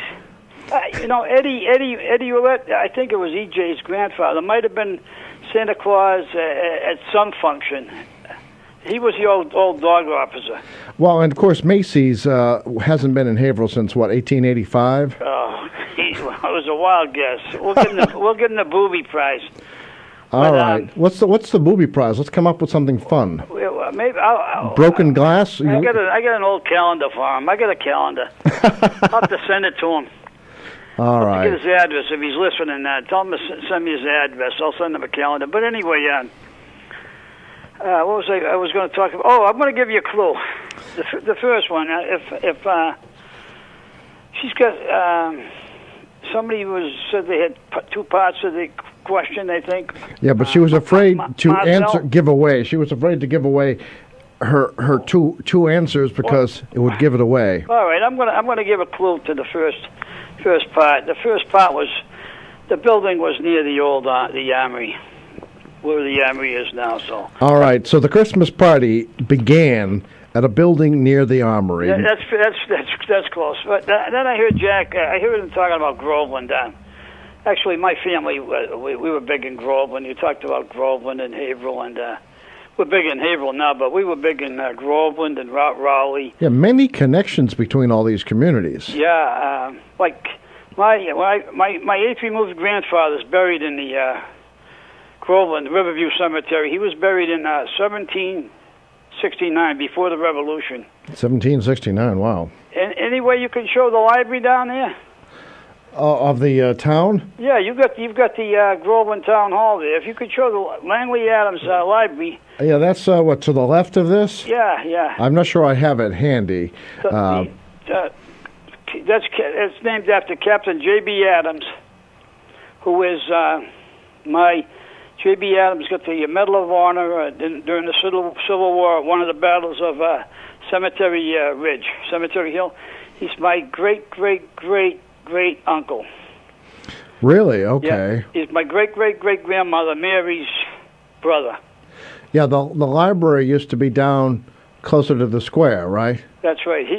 I'm going to tell you a little history tonight. Maybe if you guys want to look it up. He left. J.B. Adams, upon the death of his, I believe it was his wife, left the town of Groveland $5,000 in 1900 to build a library, but it wasn't enough money. So, and I think it was around 1905, Mr. Langley decided to match J.B. Adams' his donation of $5,000, and they built the first library for $10,000. Oh, okay. So that was actually, he was the only recipient. Another recipient of Medal of Honor in Groveland. There was a guy named Whitman. He's actually buried there. Where J.B. Adams he's buried down in Lynn, and he became the postmaster for the Lynn area, and he's buried down in the cemetery down there. But he was from Groveland. Oh, okay. Adams. So, and then he talked about relatives. I know I met one of his the Parker family. Fred Parker, his uncle, come in, and I was, at the time I was in charge of the cemetery, and he says he's going down over the bank, and then I coming through the cemetery. He says, "Hey, you can't come down." I didn't know Fred at the time. He worked with my brother Buddy over to Lucent, and I didn't know Fred is Jack's uncle. And he says, "Hey, I got to get through here." I says, "Well, I got to talk to the commissioners." He says, "Never mind the commissioners." He says, "I've got more relatives in this town than anybody." I says, "Well, wait a minute." So I says, guess "How about so. me?" I says, "Well, I know there's more Parkers than anybody, but actually, one of the Woods married one of the Parkers." So I says, "All right, I could take you up on that, Jack, because I know I have a lot of relatives down there: the Hardys, the Browns, the Adamses, the Stickneys. Actually, the Hardys came over with Governor Winthrop." Oh, really? Yeah, some of my relatives. All right, I'm telling Nate that I just took a secret photograph during the break, and I want Nate to load it onto television so that people can see what I'm talking about. And It just went off. Something went off. It's talking about Honda. Oh, geez. That's all right. But anyway, we have been trying to solve this problem with our provider. We pay so that people don't see those commercials. Oh, yeah. And for some reason, all during this program, our access has been literally spinning, waiting for something, and trying to solve that problem. So you're watching on HAV TV rather than on. Yeah, I'm watching it right now. They're talking about mini wheats. I wish we got a little piece of that money. We don't get anything. You're back on now. Yeah, I can see that we're back. Okay, so as long as you're watching, I want you to see this. It's a pretty dark photograph because I just took it in the parking lot. But this apparently, someone has the spirit of Christmas. You see this Jeep outside our offices I see it. with candy canes and other decorations. Oh, I see it right now. And you know whose car that is? No. That's our producer, Nathan E. Webster III. Yeah. Nate, are you into the Christmas season? Sure. Nate is. He should be the Grand Marshal up at the racetrack with that. Yeah, I mean, Santa Claus could stand up there. And it's a red Jeep as well. Unfortunately, I took it. My flash was not strong enough to do the parking lot justice. Yeah, it was good to hear Dave on the Countess. Yeah, and then I didn't know, I'd forgotten. I didn't realize the shoe industry started in Rocks Village. Yeah, well, my great-great-grandfather he was big into the stamp business with the shoes. Oh, really? Yeah, E.L. Brown. Oh, wow. He's downtown, and all these local connections. Isn't Nate now? Yeah, I just saw him. He's looking pretty sharp. Yeah, well, because he didn't decorate himself for holidays, but we have a famous blooper. I don't know if I still have that photo somewhere. I probably would ruin someone's holiday if I mentioned exactly what it was, but you might recall we had Santa's helper on the program a few years back, and apparently Santa's helper's beard apparently was removable. You having Santa on next week? Or? We try to do it every year. Yeah, maybe. Well, we try to do it every I year. don't want to put you on the spot. Well, you see, last year we didn't have any children call. We had adults calling, wishing for adult gifts, which were inappropriate. Well, Marcel can work on that clue I gave her. She's got the other two parts. All right, so the clue to the three-part question. Before the Santa Parade began in Haverhill, there was another big activity around the holidays. It was a Christmas party. It took place in a building near the Armory. That's right. That's the clue. That's the clue. Name that building. Yeah, and then you got to name the other two if she's got the other two. And then when the event got so big it had to move, name that location, and who played Santa Claus at that event, and it was not E.J. Willett. So, yeah, that's right. So I don't know. I don't want to change the subject here, but I just want to talk about. Well, David ought to call up and see what he knows about Lydia Eyre. Lydia Eyre. Oh, David's probably standing by with a pencil in hand. Yeah, she's another one that has something to do with John Greenleaf Whittier. She's in the Walnut Grove Cemetery. I don't know too much about her. All I know is she was friends with the poet. All right. Actually, there's some big stories there, too. And maybe David will help us next week with that since we're just about out of time. All right. Anyway, but we thank you for your continuing generosity. Kimball Tavern Antiques, great supporter of the Open Mic Show, has been for many years, going back long before I was hosting the show, before Jack was hosting the show, all the way back to the Bill Pike days. And well, we appreciate the advertisement and the nice picture you guys show on there. It's really nice. Well, it's the least we can do when you've been so generous, and we still have the box of backup gifts here when we come up with things spur of the moment, gifts provided by Kimball Tavern Antiques. Well, anybody wants to drop over, come over and have a hot toddy. We'll be over there. Oh, you have hot toddies? Well, I'm on the Liquor License Commission. You don't charge for those, do you? I meant hot chocolate. That's right. I know you. Just having a little fun with you. And I meant tea. What do they call them? The old hot tea. Yeah, we'll figure something out. All right. Even if I have to carry a flask. Thanks a lot. Thank you very much. Have a good night. Good night. Bye-bye. All right. You know, those of you who have seen the ads, they're not supposed to be there. We do pay a substantial amount each month so that they don't appear. Our apologies.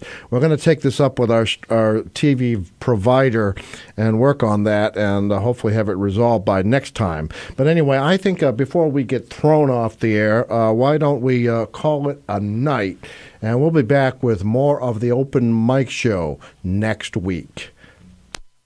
Open Mic!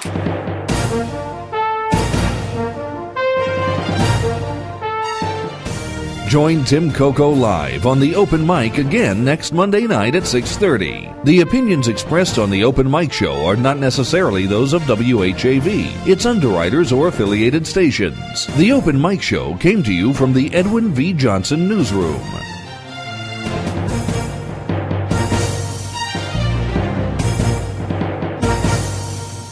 It's 8:31. Your donations enable WHAV to remain local and independent.